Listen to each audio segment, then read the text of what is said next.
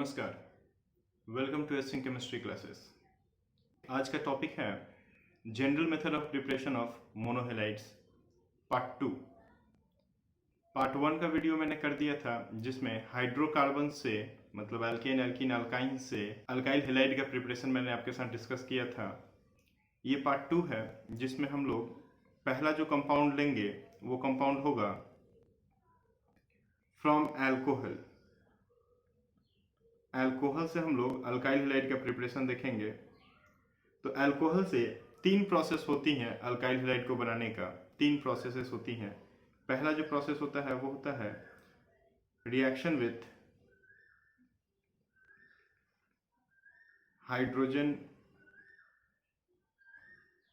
Hydrogen halides.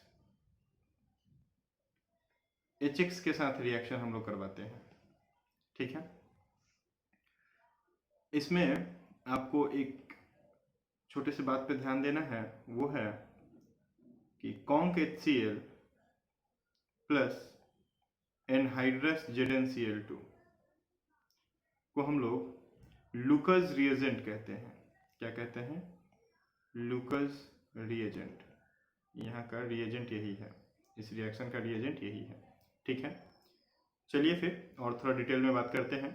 आप एक alcohol ले लीजिए लाइक RCH2OH। इसके ऊपर में आप रिएक्शन करवा दीजिए एक हैलो एसिड्स का। तो जैसे ही आप HCl यहाँ पे या HX लेते हैं तो H प्लस और X माइनस में ब्रेक कर जाता है और ये H प्लस इसके लोन पेयर पे अटैक करता है, ठीक है। इस मैकेनिज्म को थोड़ा ध्यान से देखिएगा, इसके मैकेनिज्म से बहुत क्वेश्चंस आते हैं।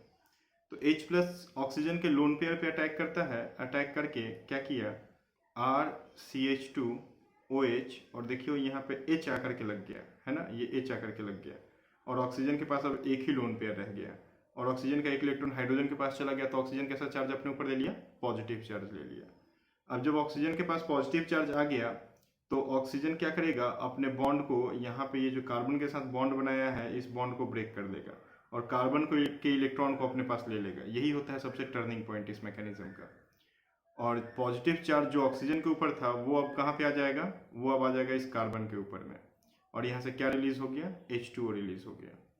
तो आप देखें यहाँ पे जो इंटरमीडिएट बना वो इंटरमीडिएट क्या होता है, कार्बोकेटायन। इंटरमीडिएट क्या बना, कार्बोकेटायन। और ये जो बना ये हाईली अनस्टेबल होता है, ये अनस्टेबल कंपाउंड होता है। तो कार्बोकेटायन जो बना ये इंटरमीडिएट के जैसा एक्ट कर रहा है, ये आपको ध्यान देना है। Acts as intermediate, acts as intermediate, ठीक है। इस बात पे आपको ध्यान देना है, ठीक है। अब अगला जो X माइनस आयन है वो X माइनस आयन आएगा और वो आयन अटैक कर जाएगा, कहाँ पे अटैक करेगा, इस कार्बन पॉजिटिव के पास में और जो प्रोडक्ट होगा वो प्रोडक्ट आपका यहाँ पे RCH2X अल्काइल हेलाइड का फॉर्मेशन हो गया। तो ये इस रिएक्शन का मैकेनिज्म होता है, ठीक है। ये इस रिएक्शन का मैकेनिज्म होता है, यहाँ पे HX रिएक्शन करता है। अब एक क्वेश्चन उठता है यहाँ पे इस पॉइंट पे कि रोल ऑफ एनहाइड्रस ZnCl2 क्या था। जैसे हम लोग बात किए थे कि HCl प्लस एनहाइड्रस ZnCl2 इस रिएक्शन में आता है जिसको हम लोग लुकस रिएजेंट कहते हैं। तो एनहाइड्रस ZnCl2 का रोल क्या है, ठीक है। तो पहला जो यहाँ पे बात आया मेरे दिमाग में वो है रोल ऑफ एनहाइड्रस ZnCl2। तो एनहाइड्रस ZnCl2 दो काम करता है, ठीक है। ये दो काम करता है। पहला acts as dehydrating agent, acts as dehydrating agent. और दूसरा जो काम ये करता है वो होता है help to release H plus ion from HCl से H प्लस आयन को रिलीज करवाने का काम करता है। एक तो देखो ये एनहाइड्रस नेचर का है तो डिहाइड्रेटिंग तो होगा, वाटर का मॉलिक्यूल को एब्जॉर्ब तो करेगा। यहाँ पे देखो वाटर का मॉलिक्यूल बना भी है रिएक्शन में, यहाँ पे आप ध्यान दीजिए। तो इस वाटर के मॉलिक्यूल को एब्जॉर्ब करने के लिए वहाँ पे हमको क्या चाहिए, एक डिहाइड्रेटिंग एजेंट चाहिए ताकि रिएक्शन बहुत इजीली होते रहे। आप कॉन्क H2SO4 का भी यूज कर सकते हो एनहाइड्रस ZnCl2 की जगह पे, है ना। दूसरा, helps to release H+ ion from HCl, ठीक है।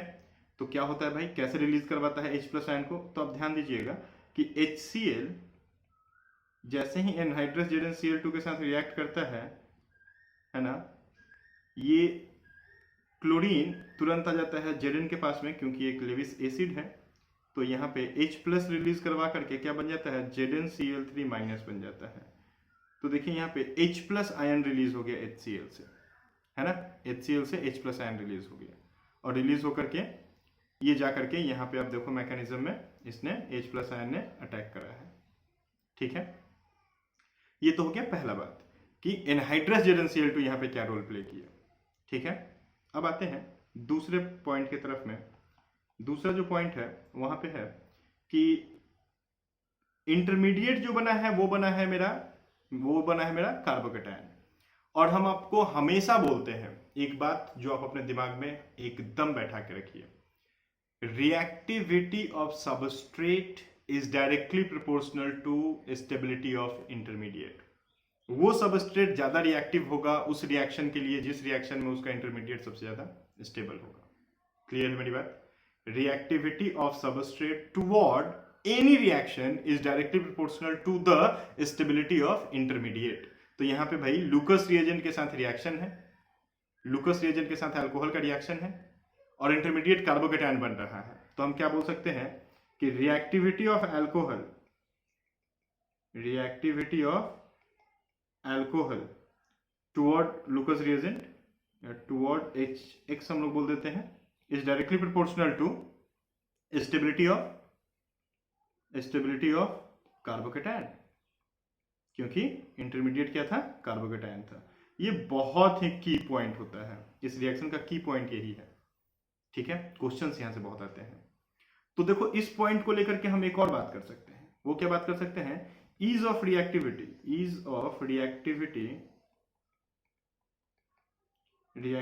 ऑफ अल्कोहल क्या रहेगा। 3 डिग्री अल्कोहल ज्यादा रिएक्टिव होगा, 2 डिग्री अल्कोहल उससे थोड़ा कम होगा, 2 डिग्री ज्यादा होगा 1 डिग्री से, और 1 डिग्री ज्यादा होगा CH3OH से। ईज ऑफ रिएक्टिविटी यही होगा ना, ये क्वेश्चन पूछता है। और वो कैसे पता चला, इंटरमीडिएट को देख करके, ठीक है। चलिए इसके बाद एक और पॉइंट पे बात करते हैं, वो होता है अल्कोहल का रिएक्टिविटी। तो देख लिए यहाँ पे दो चीज रिएक्ट कर रहा था, 2 चीजें रिएक्ट कर रही थी। एक रिएक्ट कर रहा था अल्कोहल और दूसरा जो रिएक्ट कर रहा था वो था क्या था भाई, HX। तो रिएक्टिविटी ऑफ HX, राइट। तो रिएक्टिविटी ऑफ HX की रिएक्टिविटी कैसी रही है, तो HX की रिएक्टिविटी हमेशा से क्या होती है, HI greater than HBr greater than HCl, ठीक है। तो ये रिएक्टिविटी ऑफ HX रहेगा यहाँ पे। क्लियर है मेरी बात? बहुत अच्छा, ठीक है। फिर एक और बात जो मेरे दिमाग में भी आ रही है वो है कि अल्कोहल का 3 डिग्री जल्दी रिएक्ट कर जाएगा ल्यूकस रिएजेंट के साथ में, है ना, और अल्कोहल का 1 डिग्री लेस रिएक्टिव होगा ल्यूकस रिएजेंट के साथ में। और रिएक्टिविटी ऑफ HX हम लोग देख ही लिए। तो मेरे पास एक अल्कोहल है 1 डिग्री, ध्यान दीजिए मेरे पास एक अल्कोहल है 1 डिग्री। इस अल्कोहल का रिएक्शन अगर हम करवाने को चले जाएं HCl के साथ में, और इस अल्कोहल का रिएक्शन हम करवाने को चले जाएं HI के साथ में, बहुत गौर से देखिएगा इस चीज को। HCl के साथ और HI के साथ हम रिएक्शन करवाते हैं और हम कोई कैटलिस्ट नहीं लेते हैं। जैसे कि HCl के साथ एनहाइड्रस ZnCl2 हमको लेना था, हम नहीं लेते हैं। क्या होगा, तो HI के साथ जब रिएक्शन में जाएगा तो यहां तो बन जाएगा RCH2I, लेकिन सिर्फ HCl जब रिएक्शन में जाएगा 1 डिग्री अल्कोहल के साथ में तो नो रिएक्शन, कोई रिएक्शन नहीं होगा। अब आप बोलोगे कि ऐसा क्यों हो रहा है भैया, है ना, रिएक्शन क्यों नहीं हो रहा है? तो ना होने का एक रीजन है। अब ध्यान दो, यहां पे देखो मेरा जो अल्कोहल है ये 1 डिग्री है ना, कैसा है, 1 डिग्री अल्कोहल है।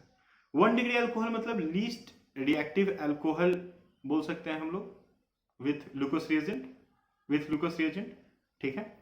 और यहाँ पे दूसरा जो है मेरा वो HCl है। HCl भी मेरा क्या है, HCl भी मेरा लीस्ट रिएक्टिव है लीस्ट रिएक्टिव है HX के सीरीज में।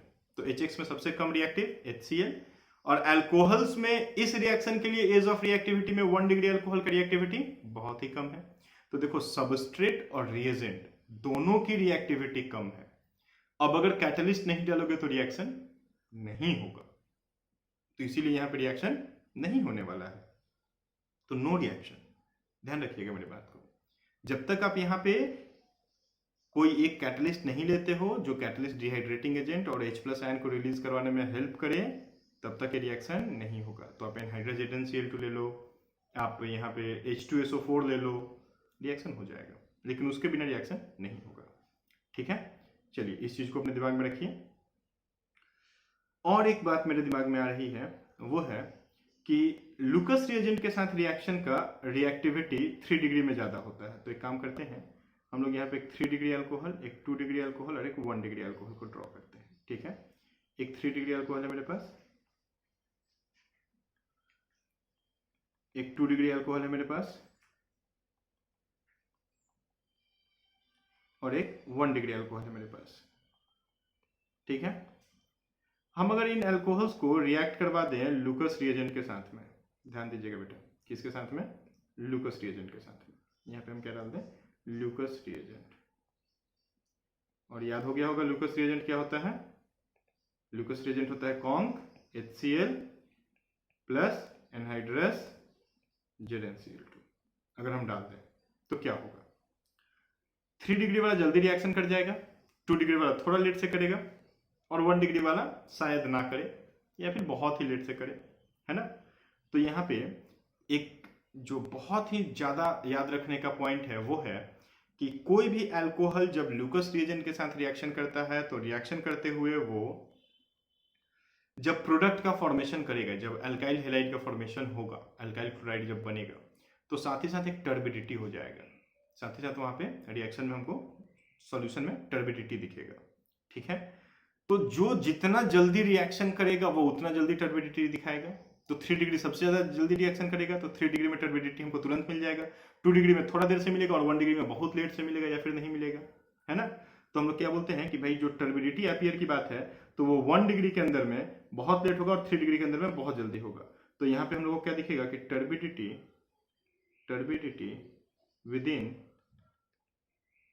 1 minute, turbidity with in 1 minute.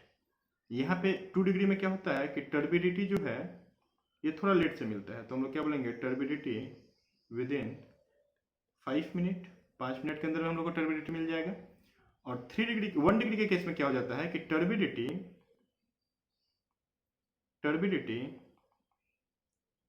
With in 30 minute on heating. अगर हम लोग हीट करेंगे तो लगभग 30 मिनट में हम लोग को टर्बिडिटी मिल जाएगा, अदरवाइज नहीं मिलेगा। अगर 1 डिग्री के केस में हम हीट ना करें तो टर्बिडिटी मिलेगा ही नहीं। ठीक है, और हीट करेंगे तो लगभग 30 मिनट में टर्बिडिटी मिलता है, 30 मिनट में टर्बिडिटी मिलता है। क्लियर है मेरी बात? तो ये है लुकस रिएजेंट के सारे पहलू। लुकस रिएजेंट से हम लोग ये बना सकते हैं। अब आपके लिए क्वेश्चन है, और आपको पता है कि क्वेश्चन के साथ आपको क्या करना है, ये एक होमवर्क है आपके लिए, क्वेश्चन को सॉल्व करना है, जो कंपाउंड बनेगा उसका IUPAC लिखना है, और कमेंट बॉक्स में वो IUPAC हमको बताना है। ठीक है, चलिए मेरे पास क्वेश्चन है CH3OH, और इसके ऊपर में आपको डालना है HCl एनहाइड्रस ZnCl2 के प्रेजेंस में, और प्रोडक्ट बनेगा ए प्रोडक्ट क्या है? विथ मैकेनिज्म आप अपने लिए कर लेना, है ना, मैकेनिज्म कर लेना, और हमको कंपाउंड ए का IUPAC बताना। कंपाउंड ए जो बना, इस कंपाउंड ए का IUPAC नेम हमको बताओगे। ठीक है, चलो अब एक लास्ट और पॉइंट हम मेरे दिमाग में दौड़ के आ रहा है, वो है कि since carbocation is the intermediate in this reaction, और कभी भी जब आपको कार्बोकेटायन इंटरमीडिएट के जैसा ऑर्गेनिक में मिले ना, तो बेटा एक बात दिमाग खोल के सोचो, एक बात एकदम दिमाग का ढक्कन खोल लो और उसमें इस बात को बैठा लो कि अगर कार्बोकेटायन इंटरमीडिएट के जैसा हमको मिलता है तो वहां पे पॉसिबिलिटीज हैं क्या हो जाने की? शिफ्टिंग हो जाने की। क्या पॉसिबिलिटीज है भाई? शिफ्टिंग हो जाने की पॉसिबिलिटीज है। तो हम लोग क्या लिखेंगे कि since carbocation acts as intermediate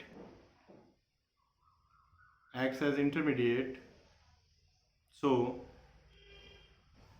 shifting may be possible,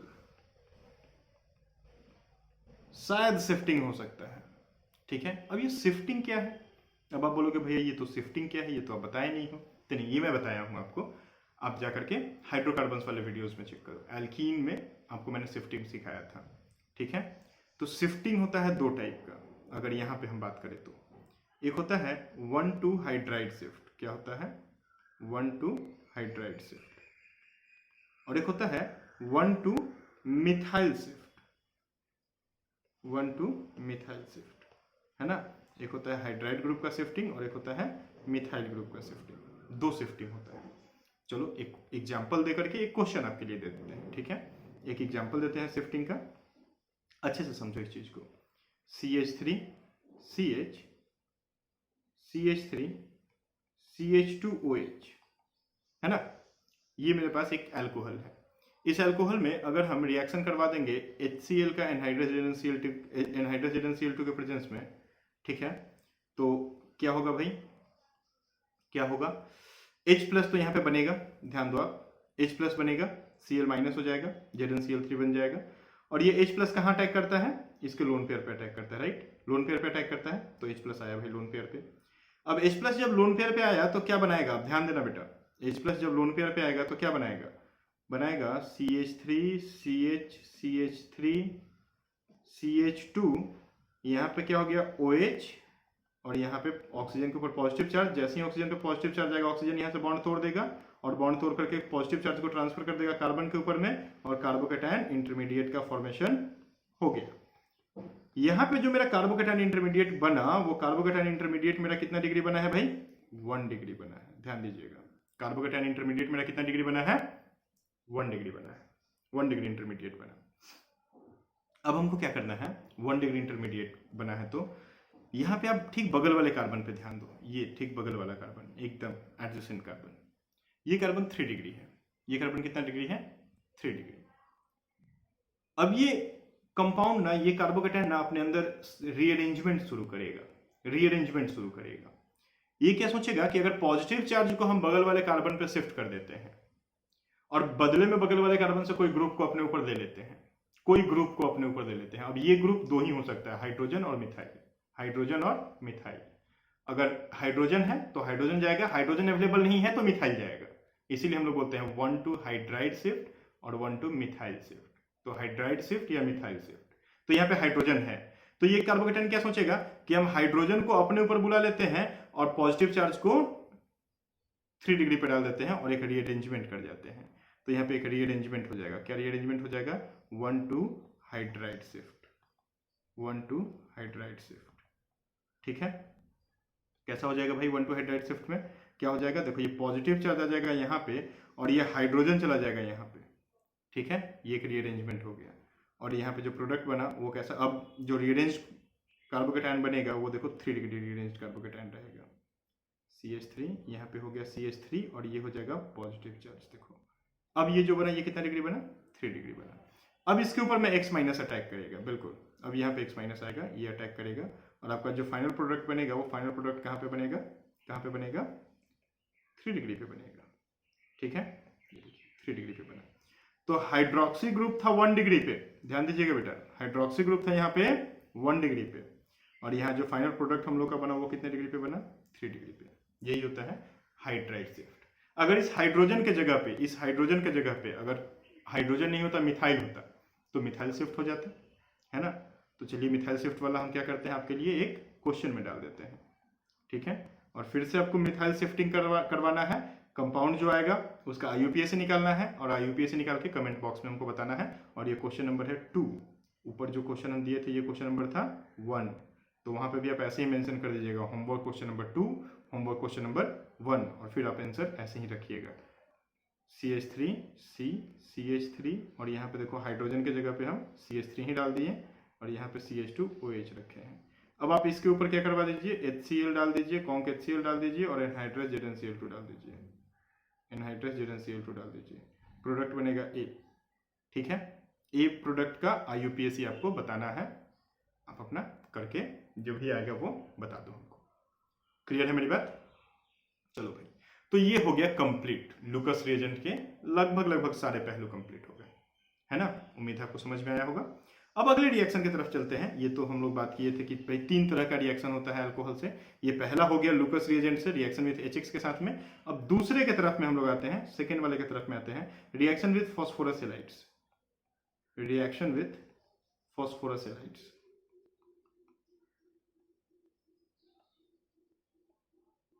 reaction with phosphorus halides, ठीक है। फॉस्फोरस हैलाइड्स में हम लोग देखेंगे कि ये फॉस्फोरस हैलाइड्स 2 टाइप के होते हैं। एक होता है PX5 और एक होता है PX3।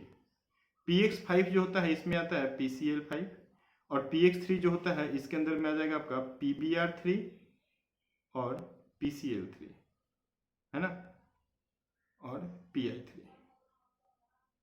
मतलब PCl3, PBr3 और PI3, वो हम इधर उधर लिख दिए, आप समझना, सीक्वेंस में रखना, PCl3, PBr3 और PI3। ठीक है, ये बनता है। अब आप ध्यान दीजिए कि फॉस्फोरस हैलाइड्स के साथ में अगर हम रिएक्शन करवाते हैं तो क्या होता है ना। ये SN1 SN2 दोनों ही मैकेनिज्म को शो कर जाता है। तो आप देखना ROH के ऊपर में अगर हम ये फॉस्फोरस हैलाइड्स को डालें तो क्या क्या बनेगा। ठीक है, अगर हम PCl5 को डाल दें, PCl3 को डाल दें, P+Br2, देखो हम PBr3 को P+Br2 लिखते हैं। ठीक है, P+Br2 लिखते हैं क्योंकि C2 कंजर्वेशन में लिखा जाता है ना। तो और PI3 को भी हम क्या लिखते हैं, P+I2 लिखते हैं, PI3। ठीक है, जो प्रोडक्ट बनेगा वो क्या होता है, RCl। यहाँ पे PCl5 के साथ में जो प्रोडक्ट RCl बनता है, यहाँ पे 2 बाई प्रोडक्ट्स बनते हैं, एक होता है POCl3 और एक होता है HCl। और अभी तो नहीं, लेकिन बाद में हम आपके साथ डिस्कस करेंगे। ये जो PCl5 के साथ RCl बना है ये माइनर होता है, ये मेजर प्रोडक्ट नहीं बनता है। यहाँ पे मेजर प्रोडक्ट कुछ और बनता है, वो हम लोग 1-2 क्लास के बाद डिस्कस करेंगे। ठीक है, PCl3 के साथ में जो RCl बनता है ये मेजर बनेगा, इसमें कोई दिक्कत नहीं है, ये मेजर बनना है। लेकिन ये आपको ध्यान में रखना होगा, PCl5 वाला आपको ध्यान में रखना होगा कि ये जो बनता है ये माइनर बनता है भैया, मेजर नहीं बनता है। ठीक है, P+Br2 या PBr3 के साथ में RBr बन जाएगा और PI3 के साथ में RI बन जाएगा।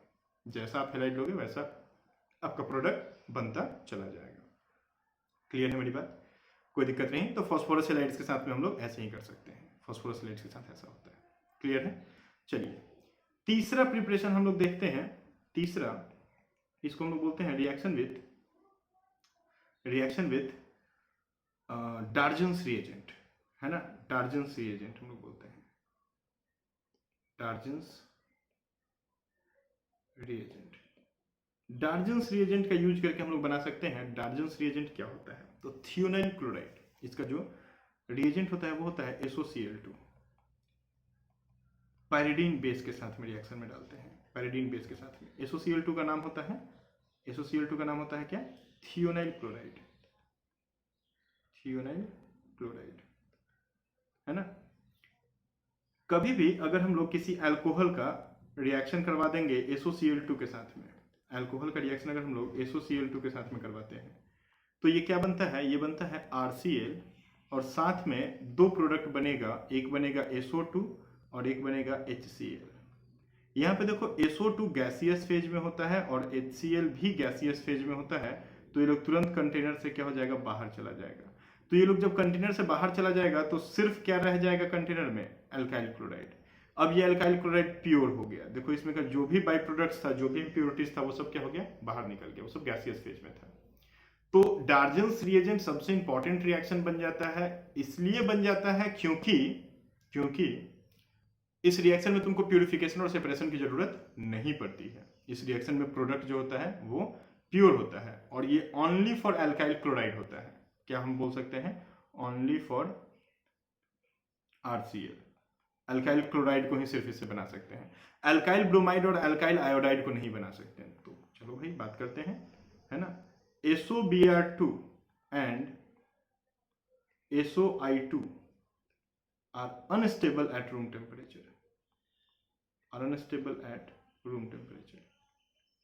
और इसी वजह से हम लोग क्या करते हैं भाई कि हम लोग रिएक्शन नहीं करवा सकते हैं SOBr2 और SOI2 के साथ में। तो हम लोग यहाँ से RBr और RI, अल्काइल ब्रोमाइड और अल्काइल आयोडाइड का फॉर्मेशन इस प्रोसेस से नहीं कर सकते हैं, ठीक है।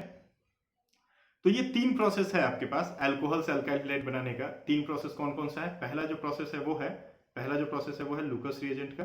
दूसरा जो प्रोसेस है आपके पास वो क्या है? फॉस्फोरस हैलाइड्स के साथ में। और तीसरा जो प्रोसेस है वो क्या है आपके साथ? डार्जेंस रिएजेंट है, ठीक है। तो अल्कोहल से प्रिपरेशन कंप्लीट होता है, ठीक है। चलिए, ठीक है। तो अगला रिएक्शन हम लोग देखें, ये अल्कोहल से हो गया। अल्कोहल के बाद हम लोग देखेंगे फ्रॉम एसिड, है ना, प्रिपरेशन फ्रॉम एसिड। तो फ्रॉम एसिड हम लोग देखेंगे, ठीक है। एसिड से अल्काइल क्लोराइड को कैसे बना सकते हैं? तो एसिड से अल्काइल क्लोराइड को बनाने का जो प्रोसेस होता है वो होता है, एक ही रिएक्शन होता है बोरोडिन हंसडिकर रिएक्शन। क्या होता है? बोरोडिन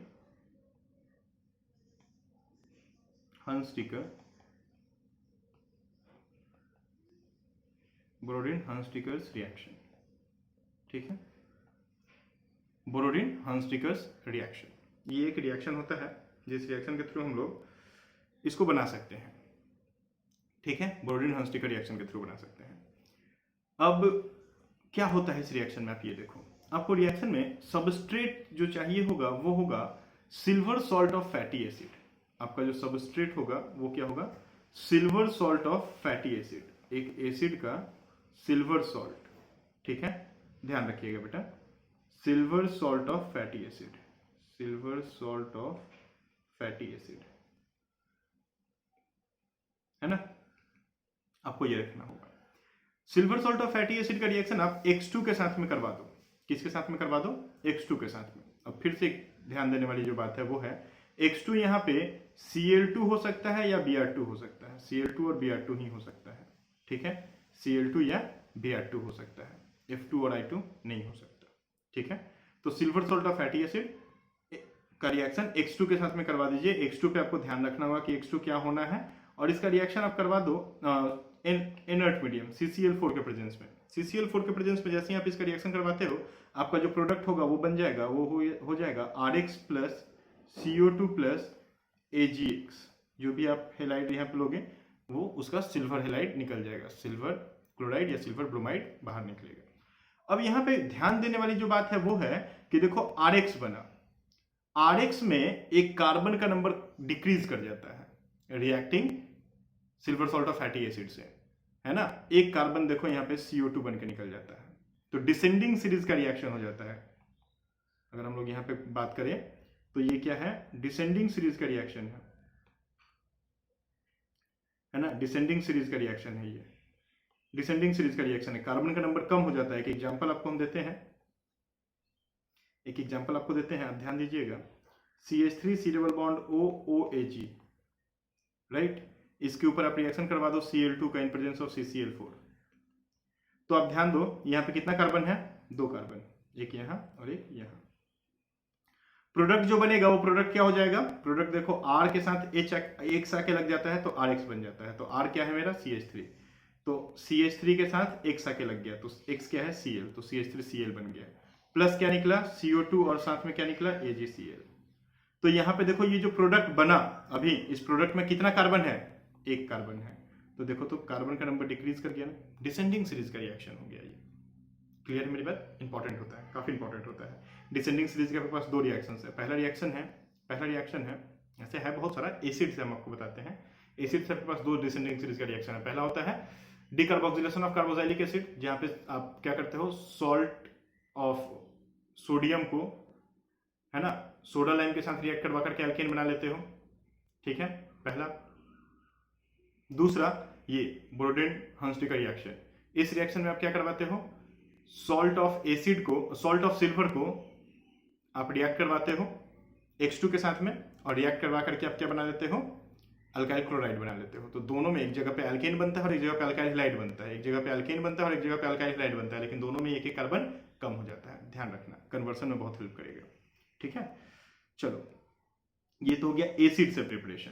ठीक है, नेक्स्ट हम लोग बात करें फ्रॉम ग्रिग्नर्ड रिएजेंट। ग्रिग्नर्ड रिएजेंट से कैसे बना सकते हैं? ठीक है, फ्रॉम ग्रिग्नर्ड रिएजेंट, है ना। ग्रिग्नर्ड रिएजेंट से प्रिपरेशन कैसे कर सकते हैं? तो आप जो भी RMgX लेना है आप ले लो, ये आपका ग्रिग्नर्ड हो गया ना, RMgX ये आपका ग्रिग्नर्ड हो गया। ग्रिग्नर्ड का रिएक्शन आप X2 के साथ में करवा दो, X2 के साथ में करवा दो। देखो X2 में क्या हो जाएगा, एक X प्लस में ब्रेक करेगा और एक X माइनस में ब्रेक करेगा। मान लो बॉन्ड ऐसे ब्रेक किए, एक प्लस और एक माइनस में। और ग्रिग्नर्ड में अल्काइल क्या होता है, माइनस होता है, कार्बन आयन का फॉर्मेशन होता है। अब देखो ये चला जाएगा यहाँ पे, तो क्या बन जाएगा भाई, क्या बन जाएगा, RX का फॉर्मेशन हो जाता है, प्लस MgX2 बाहर निकल जाता है। तो देखो यहाँ पे RX का फॉर्मेशन हो गया। तो ग्रिग्नर्ड से आप ऐसे बना सकते हो। एक छोटा सा एग्जाम्पल हम करवा देते हैं, आप देख लो। CH3MgBr है मेरे पास, इसका रिएक्शन हम करवा दिए सपोज मान लो कि Cl2 के साथ में, तो ये ब्रेक कर गया, एक माइनस और एक प्लस, यहाँ पे ये माइनस और ये प्लस। अब प्लस वाला माइनस पर, माइनस वाला प्लस पे अटैक कर जाएगा, तो ये यहाँ पे आ जाएगा और Cl आकर के, एक Cl आकर के Mg से जुड़ जाएगा। क्या प्रोडक्ट बना देगा, CH3Cl प्लस Mg, और इधर में Br है और एक Cl आकर के लग गया, तो देखो आपका क्लोराइड बन गया। ठीक है, तो चलिए भाई ग्रिग्नर्ड से हम लोग प्रिपरेशन को देख लिए कि ग्रिग्नर्ड से कैसे बना सकते हैं। इसके बाद एक होता है हैलोजन एक्सचेंज मेथड। क्या होता है, हैलोजन एक्सचेंज मेथड। इससे अल्काइल हैलाइड का ही एक अल्काइल हैलाइड दूसरे अल्काइल हैलाइड में चला जाता है। अब देखो मेनली हम लोग यहाँ पे क्या देख रहे हैं कि अल्काइल क्लोराइड बना सकते हैं बहुत इजीली, अल्काइल ब्रोमाइड बना सकते हैं बहुत इजीली, अल्काइल फ्लोराइड में दिक्कत हो रहा है, और कुछ एक ऐसा है जो अल्काइल आयोडाइड में भी दिक्कत कर रहा है। ठीक है, तो अल्काइल फ्लोराइड और अल्काइल आयोडाइड ये दोनों को बनाने के लिए हम लोग हैलोजन एक्सचेंज मेथड का यूज करते हैं। ठीक है, तो चलिए हैलोजन एक्सचेंज मेथड को देख लेते हैं। तो हैलोजन एक्सचेंज मेथड,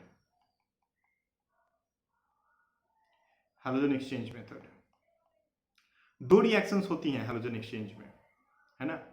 पहला हम लोग बात करें, ये होता है स्वार्ट्ज रिएक्शन, और ये बहुत इंपॉर्टेंट होता है। हैलोजन एक्सचेंज बहुत इंपॉर्टेंट होता है। देखो हम इसके ऊपर 3-3 स्टार बना दिए, बहुत इंपॉर्टेंट होता है स्वार्ट्ज रिएक्शन। ठीक है, स्वार्ट्ज रिएक्शन में आप कोई भी एक RCl या RBr ले लो, अल्काइल क्लोराइड या अल्काइल ब्रोमाइड आप ले लो, तो आपको जो भी लेना है आप ले लो। RCl हम ले लेते हैं, RCl हम ले लिए। ठीक है, RCl का रिएक्शन अगर हम करवा दें आपका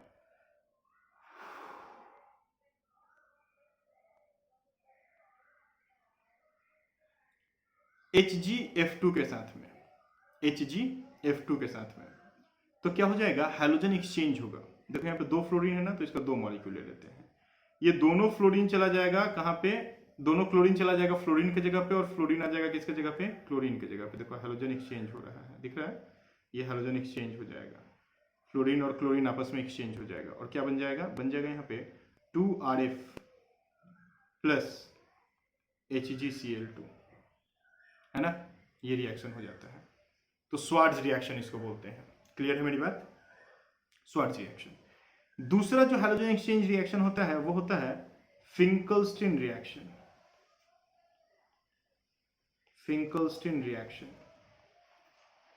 ठीक है, फिंकलस्टीन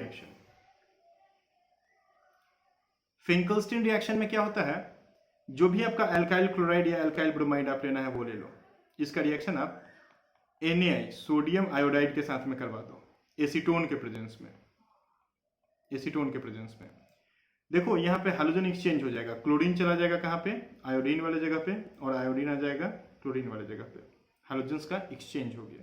हैलोजन जैसे ही एक्सचेंज हो गया, देखो क्या बन गया आपका, बन गया Ri प्लस NaCl, तो Ri देखो अल्काइल आयोडाइड का फॉर्मेशन हो गया। यहाँ देखो स्वार्ट्ज रिएक्शन से अल्काइल फ्लोराइड का फॉर्मेशन हो गया। तो अल्काइल फ्लोराइड और अल्काइल आयोडाइड के लिए, और ये पता है रिएक्शंस बहुत इंपॉर्टेंट होते हैं। अब ध्यान दो, बहुत सारा स्टेट एंट्रेंस ऐसा है ना जो इसके ऊपर में क्वेश्चन पूछ करके रखा है, जेईई मेंस में पूछ चुका है इस टॉपिक पे क्वेश्चन। ठीक है, तो अब ध्यान रखिएगा। तो ये है आपका complete preparation of alkyl fluoride from different organic compounds. ठीक है, तो आपका प्रिपरेशन अल्काइल हैलाइड का कंप्लीट होता है। अब चलिए अगले वीडियो में हम लोग प्रॉपर्टीज़ की तरफ जाएंगे, फिजिकल प्रॉपर्टीज़ और केमिकल प्रॉपर्टीज़ को देखेंगे। तब तक के लिए नमस्कार।